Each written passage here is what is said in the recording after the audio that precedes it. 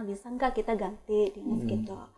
Ya kalau misalnya enggak ya mungkin dia nggak tahu ya, mungkin masuk kuliah atau enggak gitu. Kadang titip absen jauh.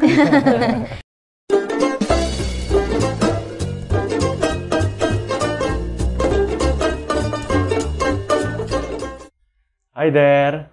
Hai there. Halo, selamat siang viewer semua.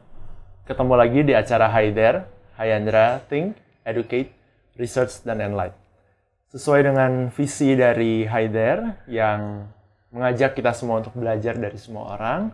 Siang hari ini saya sudah ditemani dua perawat Hayandra yang cantik-cantik. Saya Ella. Saya Mbak Indah. Oke. Saya Johannes, perkenalkan saya dokter bedah plastik di Klinik Hayandra. Jadi pada siang hari ini kita akan sharing-sharing tentang pengalaman perawat-perawat Hayandra ini yang survive ya dengan bekerja sekaligus sambil sekolah. Jadi merupakan perjuangan yang luar biasa buat mereka selama 2 tahun ini. Nah, pertama kita kenalan dulu sama masing-masing ya. Yang pertama Mbak Ella. Ya. Oke, Mbak Ella asalnya dari mana? Boleh diceritakan dulu sekolah di mana gitu.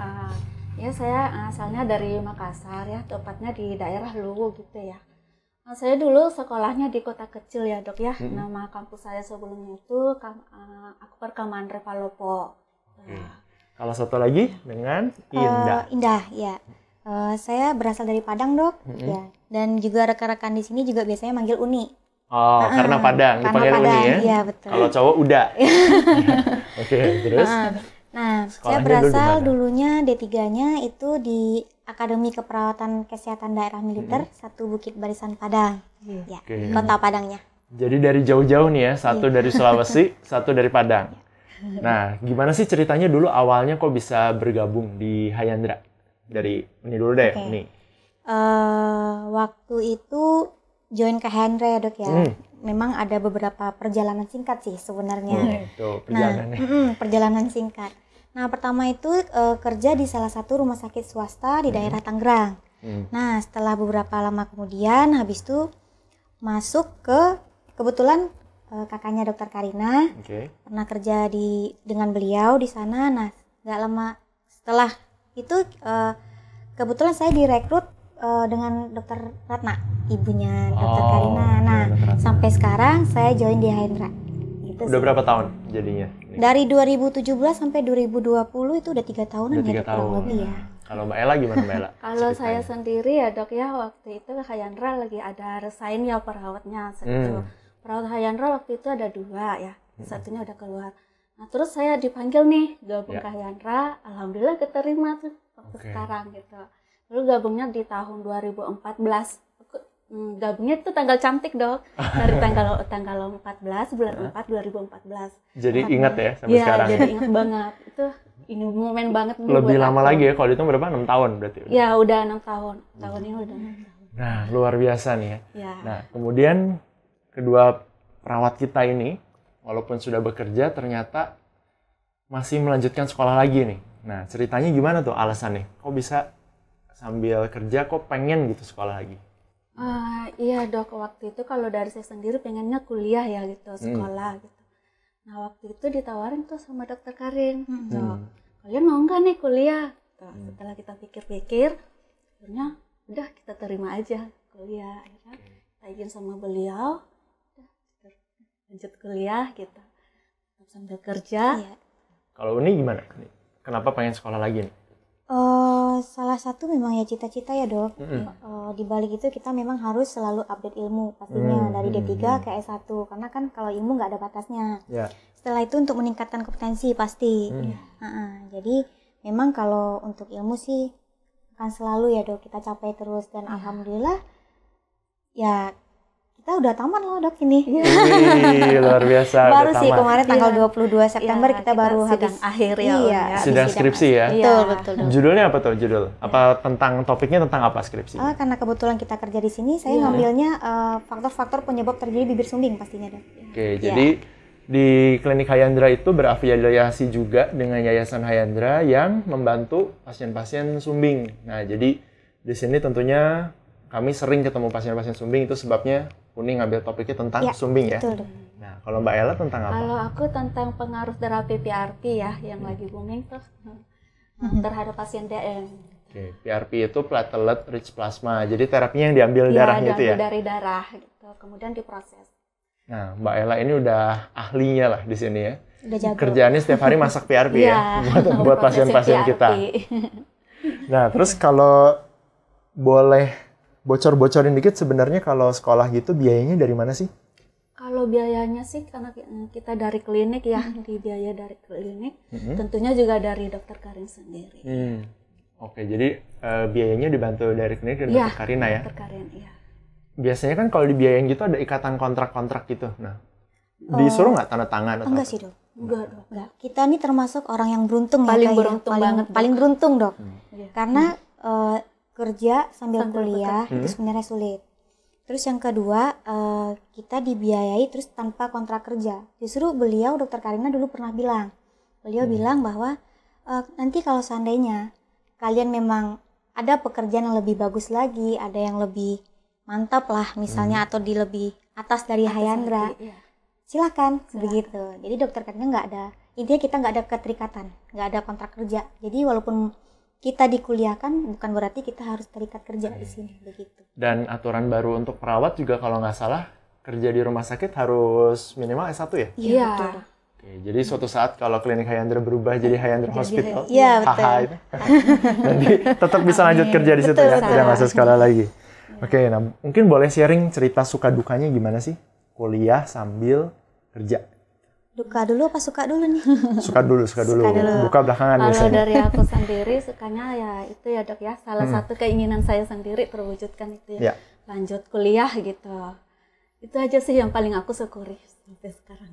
Iya sih. Dari sukanya. Pastinya juga sangat bersyukur ya, Dok. Sukanya itu ya mungkin orang di luar sana lebih susah kerja dulu apa kuliah dulu nih. Nah, kita kan ibaratnya udah dikuliahkan ya sukanya di situ. Abis itu di perkuliahan kita juga lebih bergaul lagi, wawasan kita bertambah pastinya, Dok.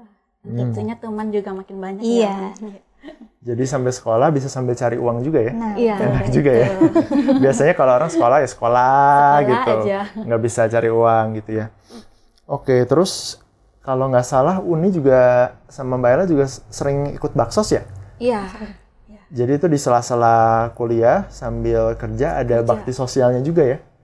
Mungkin bisa diceritain nggak pengalamannya kemana sih pergi baksosnya gitu? Kemarin tuh kan kita lagi sempat ada Pontianak ya waktu Iya, itu. terakhir aku ke Pontianak. Enggak, ke Jambi. Jambi. Maaf. Terakhir aku ke Jambi itu Januari. Waktu itu apa ya, Dok ya, di kampus lagi ada kegiatan apa gitu ya, Un ya. Ya mau nggak mau karena prioritas kita kan kuliah, tapi ini kan baksos ya, Dok ya. Jadi udah pilih baksos gitu ya. Jadi izin dulu gitu ya, dari izin sekolah. dulu dari kampusnya, baru ikut baksos. Iya. Kalau Uni pernah kemana? Baksosnya? Pontianak ke Kupang juga ya Kupang. waktu itu ya, barengan dengan Mbak Ella sih, Dok. Pontianak. Tapi memang kita harus memprioritaskan mana dulu nih, kerja apa kuliah gitu, Dok. Jadi kalau memang masanya kita bisa izin dulu di perkuliahan, berarti kita memprioritaskan pekerjaan dulu gitu. Lebih ke sana sih ya. Iya. Kalau kuliahnya tuh dari hari apa sampai hari apa biasanya? Kalau kuliahnya kalau dari Jumat sore ya sampai Sabtu full Sabtu. Sabtu full. Sabtu full. Sementara kan klinik buka tuh. Iya, Jadi buka hari biasanya Sabtu. strateginya gimana supaya Kita sih kerja sama dengan tim kami ya.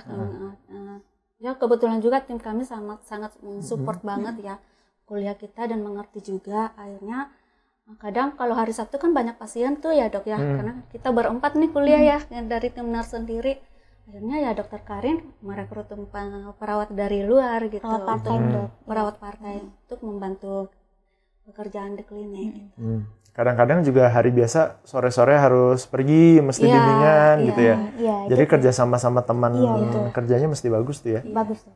Pasti. Oke, jadi kalau di Hayandra ini perawat-perawatnya udah kayak keluarga mereka. Kerjaannya ngumpul, makan gitu ya, masak. Jadi bagi-bagi kerjaannya juga jadi lebih enak kalau kayak gitu ya. Oke, terus sekarang mau tanya ke Uni nih. Jadi Uni ini sambil kuliah, sambil kerja, sambil cari suami, dapat kan kebetulan ya.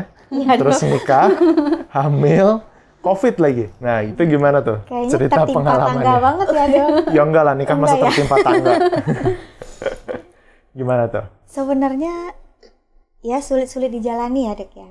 Ini pacarannya atau kerjanya maksudnya? Oke. Enggak ya. Jadi kuliah. Nah di kuliah nih bukan pacar ya, dapat suami. Oh, dapat kebetulan.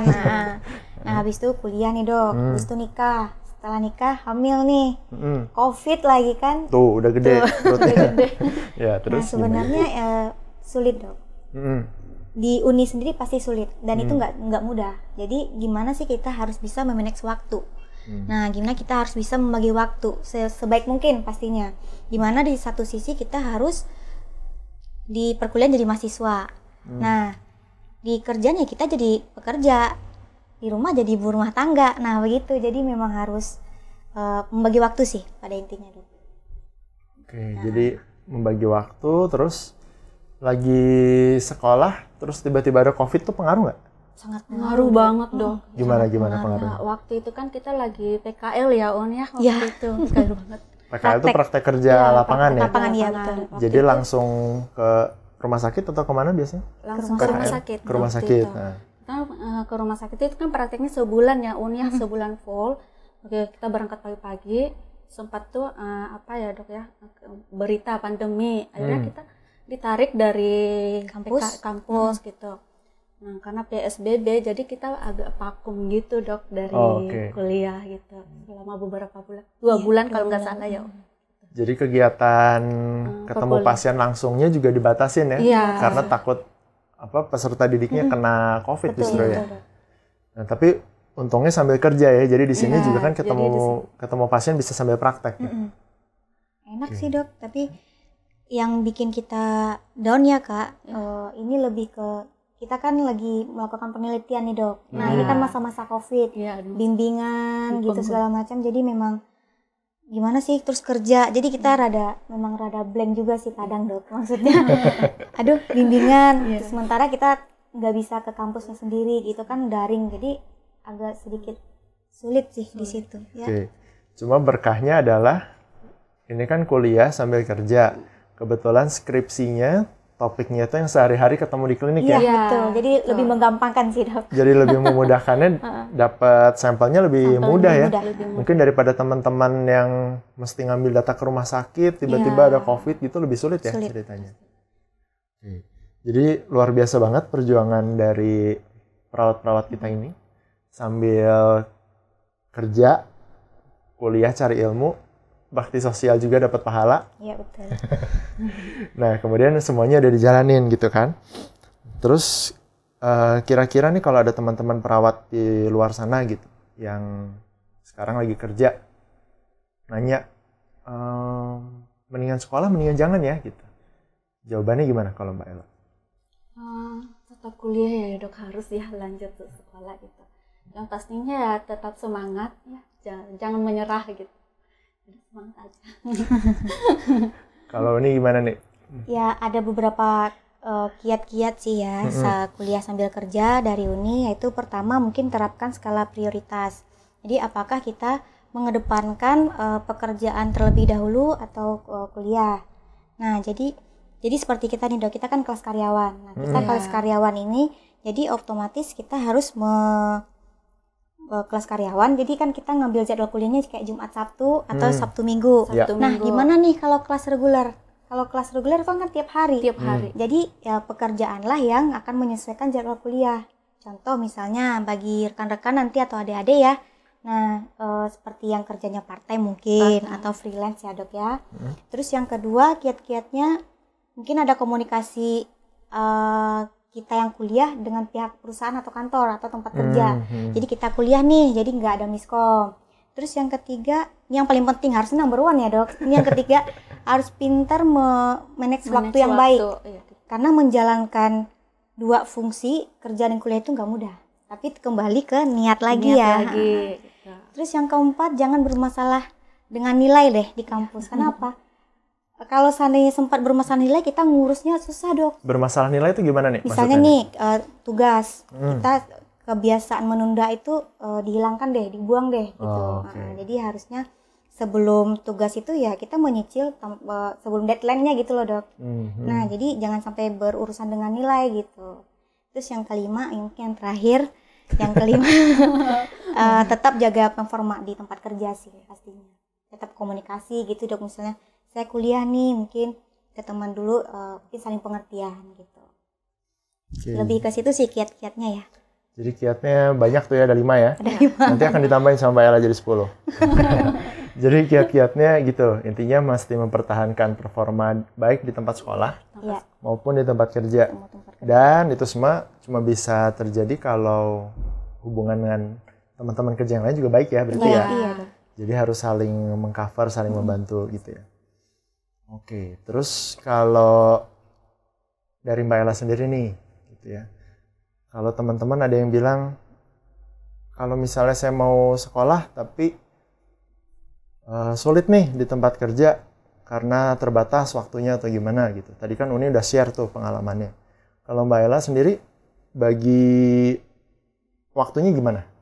Kalau saya sendiri ya dari pengalaman saya di sini ya, komunikasi sama teman paling penting ya. Kita memberitahu kalau kita di jadwal kuliah kita Senin Sabtu gitu. Jadi kalau misalnya banyak pasien, kita sebisa mungkin sih, nah ini ya dok, melihat situasi aja sih.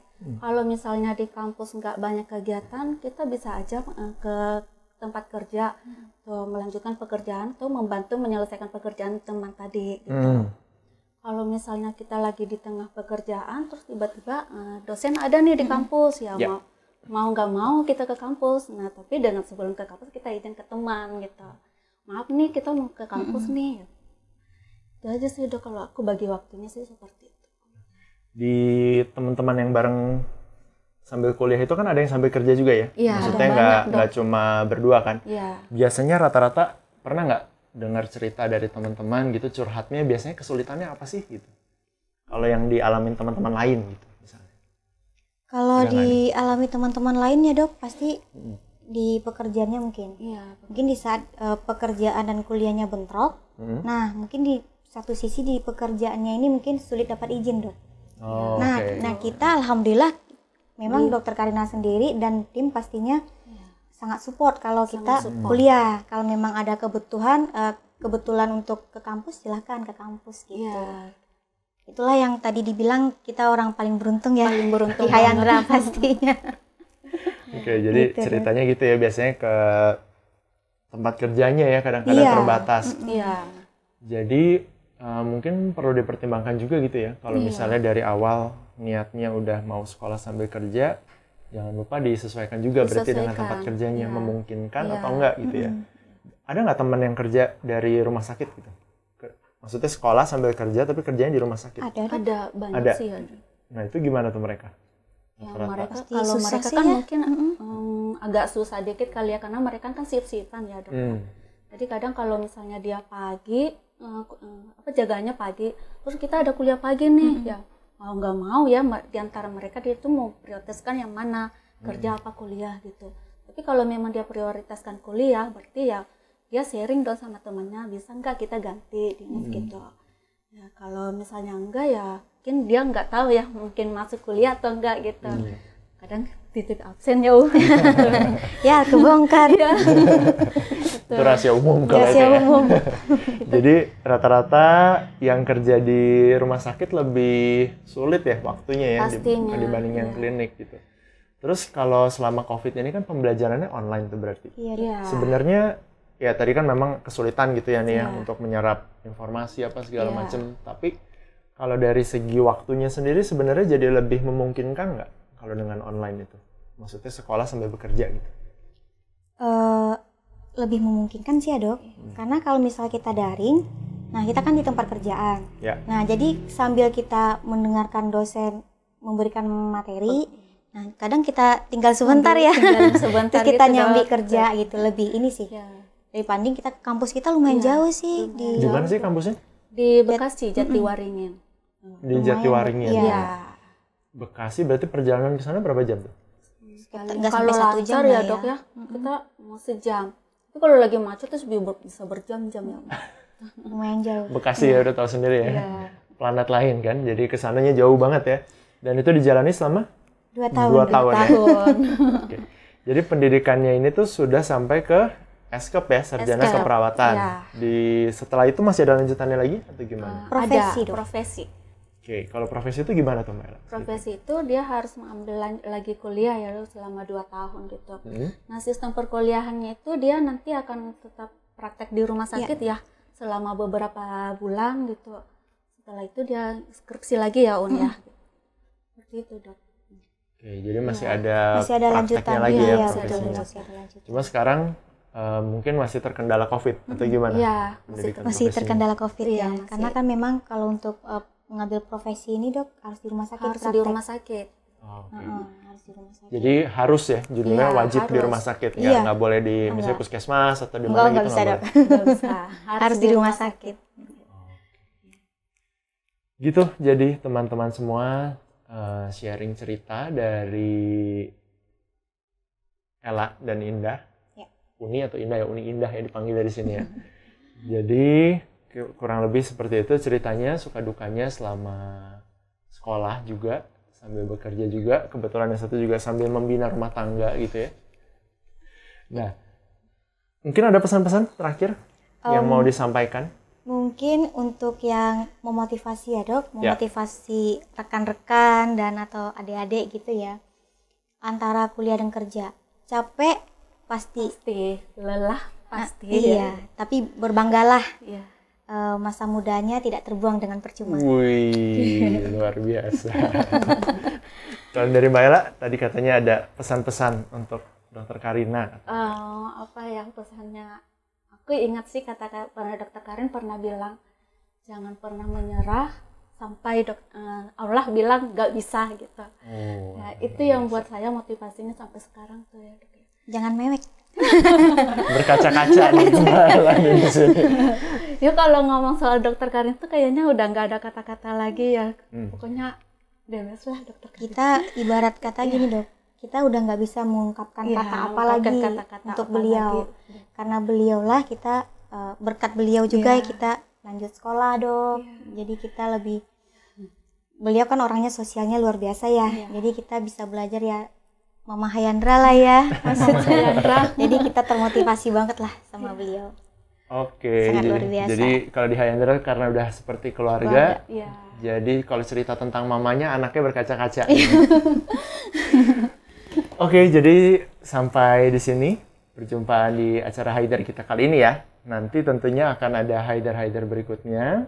Dan kalau ada yang mungkin terlewat tayangan ini, jangan lupa nanti bisa follow kita dan subscribe dan menonton siarannya di Hayandra Channel kita di YouTube channel kita Hayandra Channel. Kemudian jangan lupa follow dan kalau ada pertanyaan bisa di DM ke Instagram kami di @klinik_Hayandra. Oke, sekian saja. Bye there. Bye Dad.